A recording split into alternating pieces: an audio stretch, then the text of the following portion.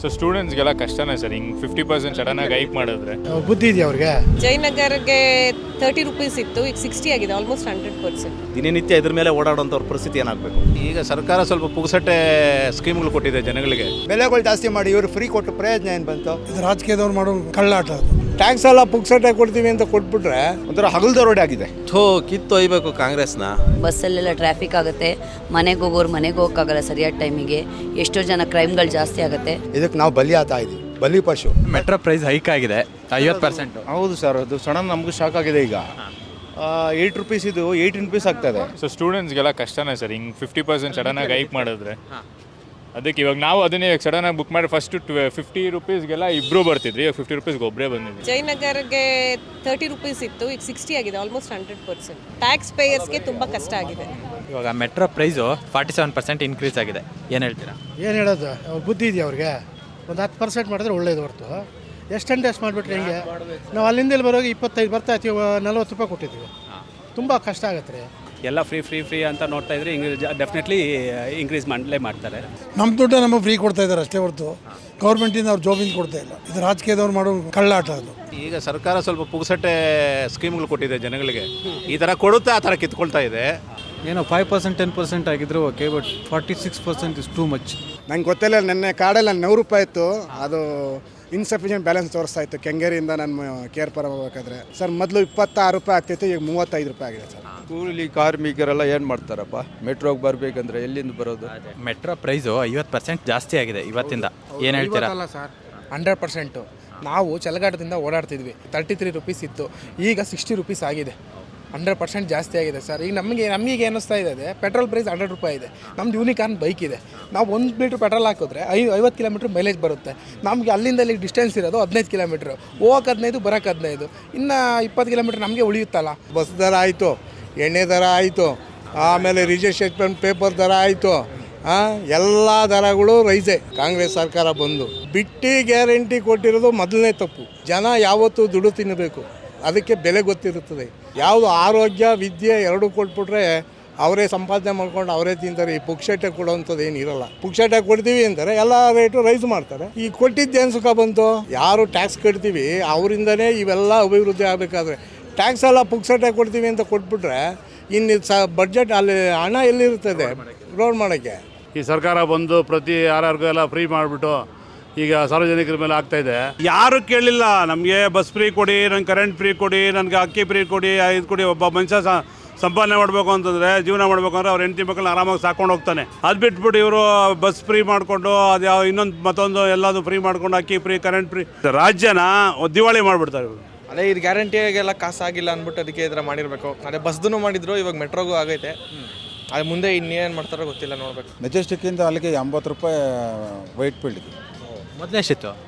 40-50 ರೂಪಾಯಿ ಒಳಗೆ ಹೋಗ್ಬೋದಾಗಿತ್ತು. ಜನಗಳಿಗೆ ತುಂಬ ತೊಂದರೆ ಆಗ್ತಾ ಇದೆ, ಯಾಕೆಂದರೆ ಮೆಟ್ರೋ ತುಂಬ ಕನ್ವಿನಿಯೆಂಟ್ ಇತ್ತು. ಈಗ ಪ್ರೈಸ್ ಜಾಸ್ತಿ ಮಾಡಿರೋದ್ರಿಂದ ಓಡಾಡಲಿಕ್ಕೆ ಸ್ವಲ್ಪ ಅಮೌಂಟು ವೇರಿ ಆಗ್ತಾ ಇದೆ. ಪರ್ ಡೇ 100 ರೂಪೀಸ್ ಅಂತ ಕ್ಯಾಲ್ಕುಲೇಷನ್ ಇಟ್ಕೊಂಡಿರ್ತಾರೆ. ರೈಸ್ ಮಾಡಿರೋದ್ರಿಂದ ಸ್ವಲ್ಪ ಇನ್ಕಮ್ ಮಾತ್ರ ಅಷ್ಟೇ ಇರುತ್ತೆ. ಇದು ರೈಸ್ ಮಾಡಿರೋದ್ರಿಂದ ಜನಗಳಿಗೆ ತುಂಬ ತೊಂದರೆ ಆಗುತ್ತೆ ಅಂತ ನಮ್ಮ ಅನಿಸಿಕೆ. ಎಲ್ಲಿಂದ ಎಲ್ಲಿಗೆ ಬಂದ್ರಿ ಮೇಡಮ್? ಇವಾಗ ನಾಗಸಂದ್ರ ಮೆಟ್ರೋ ಸ್ಟೇಷನಿಂದ ಸಿಟಿ ಕೋರ್ಟ್ ಬರ್ತೀನಿ. ಪರ್ ಡೇ 38 ರೂಪೀಸ್ ಇತ್ತು, ಇವತ್ತು 54 ಆಯಿತು. ಆಲ್ ಆಫ್ ಎ ಸಡನ್ನು 16 ರೂಪೀಸ್ ಜಾಸ್ತಿ ಆಗಿದೆ. ವೇರಿ ಆಗ್ತಾ ಇದೆ, ಸ್ವಲ್ಪ ಜನಗಳಿಗೂ ಕಷ್ಟ ಆಗುತ್ತೆ ಅಂತ ನಮ್ಮ ಅನಿಸಿಕೆ. ಏನಕ್ಕೆ ಜಾಸ್ತಿ ಮಾಡ್ತಾ ಇದ್ದಾರೆ ಮೇಡಮ್? ಮೋಸ್ಟ್ಲಿ ಗ್ಯಾರಂಟಿದೆಲ್ಲ ಕೊಡ್ತಾ ಇರೋದ್ರಿಂದ ಇದು ಟ್ಯಾಲಿ ಮಾಡಬೇಕಲ್ಲ. ಸಮೀಕ್ಷೆನೇ ಮಾಡಿಲ್ವಲ್ಲ. ಯಾರಿಗೆ ಸಮೀಕ್ಷೆ ಮಾಡಿದ್ರು ಇವರು? ಯಾವ ಜನಗಳ ಹತ್ರ ಸಮೀಕ್ಷೆ ಮಾಡಿದ್ರು ಇವರು? ಪಬ್ಲಿಕ್ ಹತ್ರ ಸಮೀಕ್ಷೆ ಮಾಡಿದ್ರ? ಪಾಪ ಬಡವರೆಲ್ಲ ಇದ್ದಾರೆ, ದಿನನಿತ್ಯ ಇದರಲ್ಲಿ ಬಳಸ್ಕೊಳ್ಳೋರು ಜಾಸ್ತಿ ಇದ್ದಾರೆ. ನಾವು ಯಾವತ್ತೋ ವಾರದಲ್ಲಿ 1-2 ದಿನ ಓಡಾಡ್ತೀವಿ. ದಿನನಿತ್ಯ ಇದ್ರ ಮೇಲೆ ಓಡಾಡುವಂಥವ್ರ ಪರಿಸ್ಥಿತಿ ಏನಾಗಬೇಕು? 46% ಮಾಡಿದ್ದಾರೆ ಅಂತ ಕೇಳ್ಪಟ್ಟೆ ನಾನು ಏಕಾಏಕಿ. ಆ ಮಾಡಿದವನು ಯಾರು ಅಂತ ಗೊತ್ತಿಲ್ಲ, ಆ ಸಮೀಕ್ಷೆ ಮಾಡಿದ ಅಧಿಕಾರಿ ಯಾರು ಅಂತ ಅವನು ನೀವೇ ಕೇಳಬೇಕು. ಜಾಸ್ತಿನೇ ಆಗೋಗಿದೆ, ಡಬಲ್ ಆಗೋಗಿದೆ. ಅಟ್ಲೀಸ್ಟ್ ಒಂದು ಸ್ವಲ್ಪ ಕಡಿಮೆ ಮಾಡಿದರೆ ನಮಗೂ ಅರ್ಥ ಆಗ್ತಾ ಇತ್ತು. ನೀವು ಎಲ್ಲಿಂದ ಎಲ್ಲಿಗೆ ಬರ್ತಾ ಇದ್ದೀರಾ? ಚಲಘಟ್ಟದಿಂದ. ಮೊದಲೇ ಎಷ್ಟಿತ್ತು, ಇವಾಗ ಎಷ್ಟಾಗಿದೆ? ಫಸ್ಟು 39 ಇತ್ತು, ಈಗ 70 ರೂಪೀಸ್. ಎಲ್ಲರೂ ತಿನ್ನೋಕ್ಕೆ ಬರೋದು, ರಾಜಕೀಯದವರು ಮೆಟ್ರೋದವರು ಎಲ್ಲ ಬೆಲೆ ಜಾಸ್ತಿ ಮಾಡ್ತಾರೆ, ಕಮ್ಮಿ ಮಾಡಲ್ಲ. ಅರ್ಥ ಆಯ್ತಾ? ಇದಕ್ಕೆ ನಾವು ಬಲಿ ಆಗ್ತಾ ಇದ್ದೀವಿ, ಬಲಿ ಪಶು. ಫಸ್ಟು ನಮ್ಮ ಕರ್ನಾಟಕ ಸರ್ಕಾರ ಸರಿಗಿಲ್ಲ. ಬೆಲೆಗಳು ಜಾಸ್ತಿ ಮಾಡಿ ಇವರು ಫ್ರೀ ಕೊಟ್ಟು ಪ್ರಯೋಜನ ಏನು ಬಂತು? ಲೇಡೀಸು ಕೊಡ್ತಾ ಇದ್ದಾರೆ, ನಮ್ಮ ಹತ್ರ ಕಿತ್ತಿ ತೊಗೊತಾ ಇದ್ದಾರೆ ಅಷ್ಟೇ.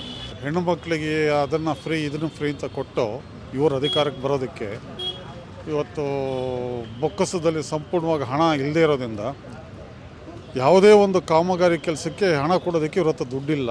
ಇವ್ರು ಫಿಕ್ಸ್ ಮಾಡಿರೋದು ಯಾವುದು ಸಿಟ್ಟಿಂಗ್ ಕೆಪಾಸಿಟಿ ರೇಟು. ಸಿಟ್ಟಿಂಗ್ ಒಂದು ಸೀಟ್ನಲ್ಲಿ, ಒಂದು ಟ್ರೈನ್ನಲ್ಲಿ, ಒಂದು ಬೋಗಿನಲ್ಲಿ ಎಷ್ಟು ಸೀಟ್ ಇರುತ್ತೆ ಆ ಸೀಟ್ಗೆ ರೇಟ್ ಫಿಕ್ಸ್ ಮಾಡಿರೋದು.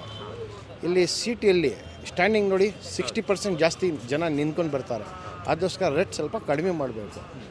ಕರೆಕ್ಟಾ? ಪೆಟ್ರೋಲ್ ರೇಟ್ ಜಾಸ್ತಿ ಅಂದರೆ ಮೆಟ್ರೋಗೆ ಬಂದರೆ ಮೆಟ್ರೋನಲ್ಲಿ ಇನ್ನೂ ರೇಟ್ ಜಾಸ್ತಿ ಆದರೆ ನಾವು ಎಲ್ಲಿ ಹೋಗಬೇಕು? ಬಡವರು ಹೊಟ್ಟೆ ಮೇಲೆ ಹೊಡಿತಾ ಇದ್ದಾರೆ. ದಿನನಿತ್ಯ ಈ ರೀತಿ ಎಲ್ಲ ಬೆಲೆ ಏರಿಕೆ ಮಾಡ್ಕೊಂಡು ಹೋಗ್ತಿದ್ರೆ ಮಿಡ್ಲ್ ಕ್ಲಾಸ್ ಫ್ಯಾಮಿಲಿ ಬಡವರೆಲ್ಲ ಬದುಕೋದು ಹೇಗೆ? ಇವ್ರನ್ನ ಯಾರು ಹೇಳಿದ್ರು ಫ್ರೀ ಕೊಡಿ ಅಂತ? ಕಿತ್ತು ಒಯ್ಬೇಕು ಕಾಂಗ್ರೆಸ್ನ.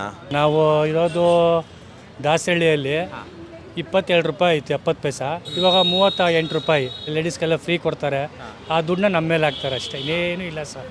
ಅವ್ರ ಮೇನ್ ಉದ್ದೇಶ ಅವ್ರು ಅವಾಗ ಹೇಳಿದ್ದು ಬಡವರಿಗೆ ಇದು ಮಾಡಿರೋದು. ನಾವು ಕಡಿಮೆ ದರದಲ್ಲಿ ನೀವೆಲ್ಲ ಪ್ರಯಾಣ ಮಾಡ್ಬೋದು ಮಾಡಿದ್ದಾರೆ. ಬಟ್ ಏಕ್ದಮ್ ಈಗ ಜಾಸ್ತಿ ಮಾಡಿರೋದ್ರಿಂದ ಎಲ್ಲ ಬಡ ಸಾಮಾನ್ಯರಿಗೆ ಯೋಚನೆ ಆಗಿಬಿಟ್ಟು ಇವಾಗ ಏನು ಮಾಡಬೇಕು ಅಂತ ದಿಕ್ಕು ತೋರಿಸ್ತಾ ಇಲ್ಲ ಅವ್ರಿಗೆ. 16 ವರ್ಷದಿಂದ ಮೆಟ್ರೋ ನಡೀತಾ ಇದೆ. ನಿಮ್ಮಲ್ಲಿ ಎಂಪ್ಲಾಯ್ಗಳನ್ನ ಫಸ್ಟ್ ಕನ್ಫರ್ಮ್ ಮಾಡಿ ಅವರಿಗೆಲ್ಲ ಫೆಸಿಲಿಟೀಸ್ ಕೊಡಿ, ಆಮೇಲೆ ಡಿಮ್ಯಾಂಡ್ ಮಾಡಿ. ಪಬ್ಲಿಕ್ ನಿಮಗೂ ಹೆಲ್ಪ್ ಮಾಡ್ತಾರೆ. ಏಕಾಏಕಿ ಕರೋನಾ ಬಂದು 3 ವರ್ಷ ಆಗಿದೆ, ಜನ ಇವಾಗ ಚೇತರಿಸ್ಕೊತಾ ಇದ್ದಾರೆ. ಸಡನ್ನಾಗಿ ನಾವು ಅವ್ರ ಪಾಕೆಟಿಗೆ ಕತ್ರಿ ಹಾಕಿದ್ರೆ ಬಸ್ಸಲ್ಲೆಲ್ಲ ಟ್ರಾಫಿಕ್ ಆಗುತ್ತೆ, ಮನೆಗೆ ಹೋಗೋರು ಮನೆಗೆ ಹೋಗೋಕ್ಕಾಗಲ್ಲ ಸರಿಯಾದ ಟೈಮಿಗೆ. ಎಷ್ಟೋ ಜನ ಕ್ರೈಮ್ಗಳು ಜಾಸ್ತಿ ಆಗುತ್ತೆ. I am requesting metro community, first ನಿಮ್ಮ ಎಂಪ್ಲಾಯ್ಗಳಿಗೆ ಹೈಕ್ ಮಾಡಿ, ಸ್ಯಾಲ್ರಿ ಪರ್ಮನೆಂಟ್ ಮಾಡಿ ಅವ್ರನ್ನ. ಆಮೇಲೆ ನೀವು ಏನು ಹೈಕ್ ಮಾಡಿದಿರಲ್ಲ ವಿಲ್ ಅಕ್ಸೆಪ್ಟ್ ಇಟ್. ಈ ಥರ ಪದೇ ಪದೇ ಹೆದರಿಸ್ತಾ ಇದ್ರಿ, ಇವಾಗೇನೋ ಹೆದರ್ಸೋದೆಲ್ಲ ಹೊಟ್ಟೆ ಮೇಲೆ ಹೊಡೆದಿದ್ದೀರಾ. ಆ ಥರ ದಯಮಾಡಿ ಮಾಡಬೇಡಿ. ಅದರಲ್ಲಿ ಈಗ ಏನು ಈ ಫ್ರೀ ಯಾರು ಕೇಳ್ತಾ ಇಲ್ಲ. ಈ ಫ್ರೀ ಮಾಡಿ ಸಮಸ್ಯೆ ಜಾಸ್ತಿ ಆಗ್ತದೆ ಬಿಟ್ಟರೆ ಒಂಥರ ಹಗಲ್ದರೋಡೆ ಆಗಿದೆ. ಸಂಬಳ ಅಂತೂ 500 ರೂಪಾಯಿಲಿದೆ. ಇವ್ರ ಎಕ್ಸ್ಪೆನ್ಸಸ್ ಇವರಲ್ಲಿ ಕೆಲಸ ಹೊಡ್ಕೊಂಡು ತಿರುಗಾಡ್ಕೊಂಡು ಮನೆಗೆ ಹೋಗೋಷ್ಟೊತ್ತಿಗೆ 300 ರೂಪಾಯಿ ಕೂಡ ಉಳಿಯೋದಿಲ್ಲ. ನಮ್ಮ ಟ್ಯಾಕ್ಸೇ ತೊಗೊಂಡು ತಿರ್ಗಿ ನಮಗೆ ನಮ್ಮೇಲೆ ಹಾಕೋದು ತುಂಬ ವೇಸ್ಟ್ ಸರ್ ಅದು. ಬಸ್ ಟ್ರಾಫಿಕ್ ಆಗ್ತದೆ ಅಂದ್ಬಿಟ್ಟು ಮೆಟ್ರೋ ಇಂಟ್ರೊಡ್ಯೂಸ್ ಮಾಡಿದ್ರು. ಈಗ ಮೆಟ್ರೋ ರೇಟ್ ಜಾಸ್ತಿ ಮಾಡಿ ಆರಾಮ್ಸೆ ಬಸ್ ಓಡಾಡ್ಬೋದು. ಅವನ್ನ ಆರಾಮ್ಸೆ ಪರ್ಸ್ನಲ್ ವೆಹಿಕಲ್ಸ್ ತೊಗೊಂಡು ಓಡಾಡ್ಬೋದು. ಇವೆಲ್ಲ ಕಡೆ ನೋಡಿದರೆ ಪೊಲ್ಯೂಷನ್ ಈಗ ಆಲ್ಮೋಸ್ಟ್ ಅಲ್ಲಿ ಕಂಟ್ರೋಲ್ ಇತ್ತು. ಲೆಕ್ಕಾಚಾರ ನೋಡ್ಕೊಂಡ್ರೆ ಆ ಥರ ಇತ್ತು ಒಂದು ಲೆಕ್ಕ. ಈಗ ನೋಡೋದು ಮೆಟ್ರೋಯಿಂದ, ಈಗ ನೋಡಿದ್ರೆ ನೋಡಿ ಸರ್ ಮೆಟ್ರೋ ಖಾಲಿ ಹೊಡಿತಾ ಐತೆ. ಜನ ಈಗ ಯಾರು ಸರ್ ಈಗ 90 ರೂಪಾಯಿ ಇಲ್ಲಿಂದ ಅಲ್ಲಿಗೆ ಒಂದು ಇದು ಕಾಡಿಗೆ 90 ರೂಪಾಯಿ ಕೊಡುವಾಗಂದ್ರೆ ಯಾಮನ್ ಸರ್ ಅದು ಎಷ್ಟು ಕೋಟಿ ಆಗುತ್ತೆ ಹೇಳಿ ನೀವೇ.